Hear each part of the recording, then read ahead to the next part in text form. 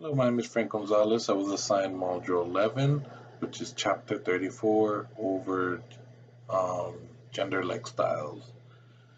Um, in my presentation, or my overview of the chapter, was the main focus is how the gender-like styles and theory can be described as a cross-cultural communication, and how there's a lot of miscommunication when it comes between both exes. In there, it's how they start off the book. They let you know with how males communicate in a different way and females communicate in a different way. An experience in my personal life is when I was speaking to my sister about something. She was telling me something very personal that happened to her, and how it caused a little conflict between us. She was crying. She's like, oh, I need somebody to talk to, and um, I was there for her. So she was telling me, oh, this happened. I don't know what to do with this, and well, of course, I was trying to give her advice, like, hey, do this differently, or it's not gonna be okay. Just do this. Trying to find a solution for the thing. Um, but she wanted me to. She didn't want my advice. She got a little frustrated, and she just wanted somebody to be there for her and just to listen, even without saying anything else, just to build that connection of trust and everything. Now that I've given my experience about how the males speak in a report talk, where I was telling you I was trying to connect with my sister by telling her what she could do or how she could change the way she's uh, handling the situation, and how females speak in rapport talk. That one, like I previously mentioned, it's like when they try to make a connection, build a relationship, or anything like that in that sense. Um, and as a male, we use report talk, so that we can communicate with a woman. Um,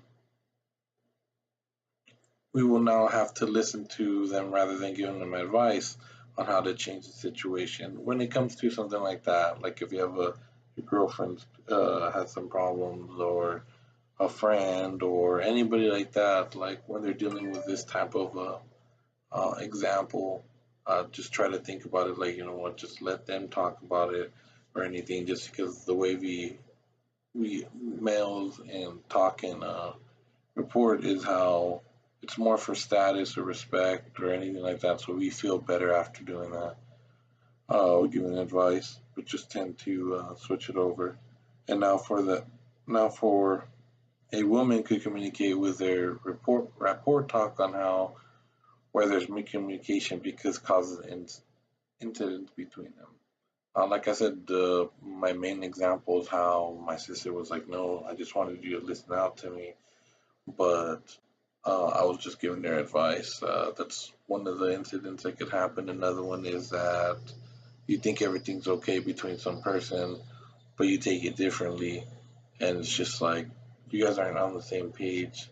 That's where it's coming from. And now I have made these emphasis. I will discuss, use my experience and other things. With how we communicating with a female worker, I could switch to speaking more rapport talk in sense, and so like we could have more of a fluid flow of communication between us, and that could help out improve our workspace. I could also use this form of communication when being in a group project and speaking to all my partners. And the way I mean that is how you guys decide who's in charge of what, who's like the leader of the group or whatever, the one we go to and everything. How in the book it mentioned how males look for more of a status type of role of talking, and women like to have the connection and have of more emotional or sensitive type of talking or whatever they do.